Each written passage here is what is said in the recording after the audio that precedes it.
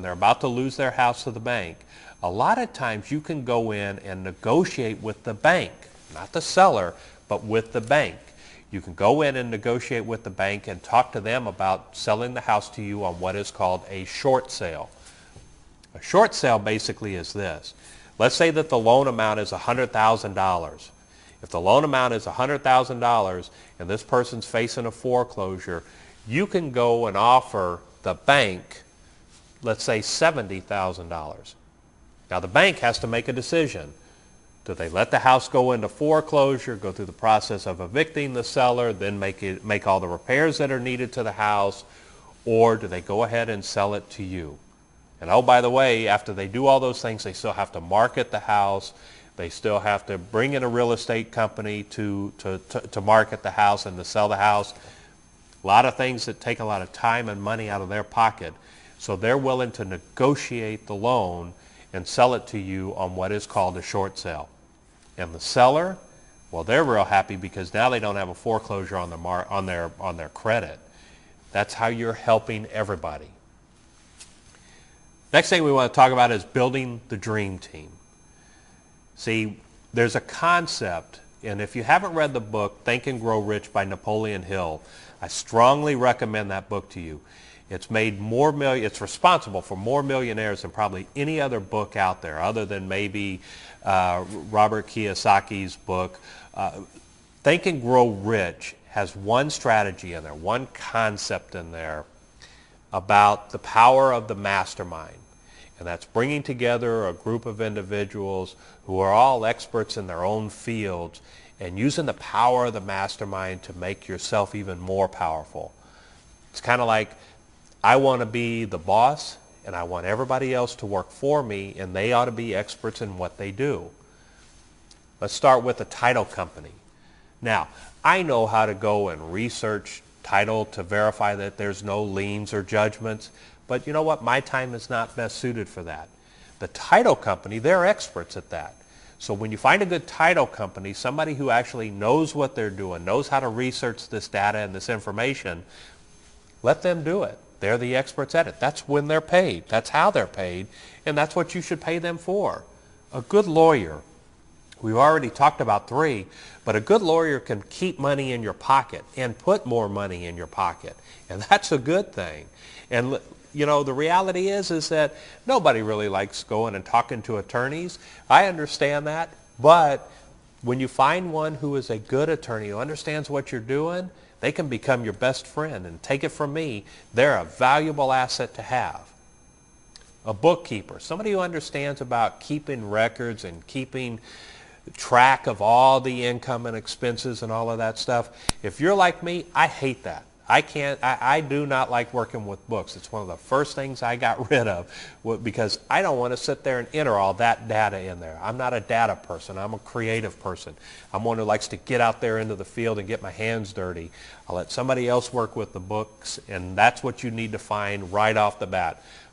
That again, if you start off right, if you start the business off right, if you do the things that you need to do right, then you're gonna go so far that if you have to go back and try to reconcile all that information. A good property inspector.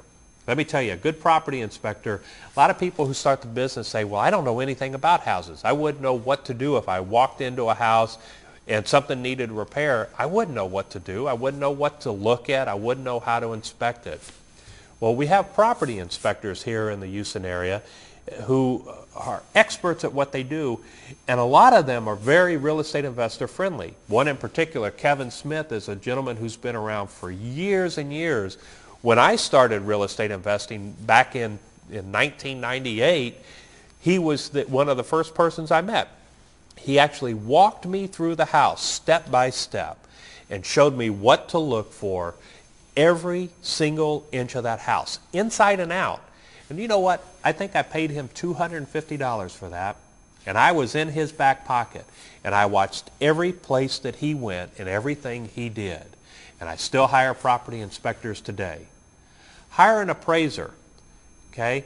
Somebody who can tell you what the house is worth. There's a couple of key elements that you need to know. One is what the property is worth, what kind of repairs it needs. So when we're talking about an appraiser and an inspector, those are two critical components of our business. Please understand that. The next thing you need to have in your back pocket, somebody who you can rely on as a contractor, somebody you can rely on to show up on time, to do the work that they say that they're going to do the things that they're going to do, and the time frame that they're going to that they're supposed to do it. All those are critical elements. So be sure you find a good contractor. How do you find these people? Well, a lot of times you find them at your local real estate investment club. You find them through networking with other investors. You find them through, I've got all kinds of contacts and resources as well. You can find them through me. That's where you find these people. And the last person, one of the last persons you need to have in your back pocket, somebody who you can work with, who can become an advisor for you, is a good real estate agent. And right now, there are a ton of real estate agents out there who are dying to help people simply because the market it's a buyer's market right now. It's a market where there are more buyers than there are sellers, even though there are a lot of foreclosures. The problem is getting those buyers financing right now. So a good mortgage broker will help you there. One of the things I do once I put a house on the market, and we're going to wrap up the power of the mastermind. When I put a house on the market, one of the first things I do is I have my real estate agent list it. Once they list it, then at that point in time, I let the title company pull the title. I let the contractors do their work after they've done that and I've got it listed. I have my real estate agent pull the comps and tell me what I should sell it for. I don't have to do anything. All I have to do is evaluate the data that they've brought to me. Now here's some things to do before the next time we get together. Let's kind of recap this, put it all together for you. One, set up your command post. Use grandcentral.com if you can. It's very simple. It's an online program to where you can have incoming phone calls and they're put right to your computer or they're sent right to your cell phone. Two, look at what kind of entity you need to set up. Get a hold of a good attorney, somebody who understands about the real estate business. Give them your particular situation because your needs and my needs could be two completely different things. Now, the other thing to set up is take a look at the local legal newspapers. The newspapers that are out there that can help you, like the Daily Court Review, the Houston Chronicle. You can look at various other little newspapers to find postings and listings of people who are facing foreclosures, tax foreclosures, things like that. Work on your dream team. A good title company, a good real estate agent, a good inspector, a good property appraiser. Those are guys are invaluable to your company. Those are invaluable to your ability to do this business the right way. Find the right areas in your city to market to. We give you some data on the QHBTV.com. We give you some data and we give you some places that we look at. We give you some specific criteria that we look for. All that information is on there as well as other informational places like the Houston Chronicle, Daily Court Review, various other places on the internet as well. And finally, drive those areas.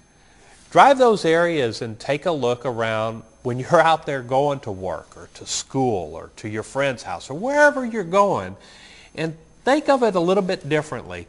And think of it and go, you know what? Is this an area that might be a good place to invest in? Take a look at the data from the Houston Chronicle from a week or so ago where they listed all the foreclosure areas by zip code. Maybe you take a drive around there and see if something catches your eye. But more importantly, start to network with other like-minded people.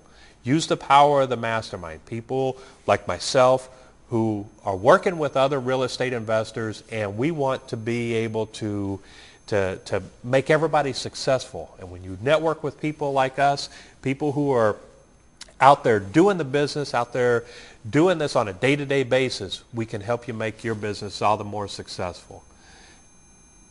I want to end this show with a little bit of note. The first show that we did, you saw me and my partner, Fred Burke. Well, Fred, unfortunately, was killed in an automobile accident, and I wanted to dedicate this show to him. Fred's a good friend of mine.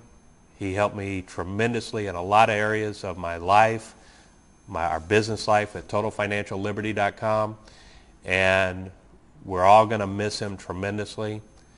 That's why he's not up here tonight. And I know that some of you are probably wondering about that. But for those of you who knew Fred, we all sorely miss him. For those of you who didn't know Fred, you can go out on YouTube and you can find him. He's all over the internet out there.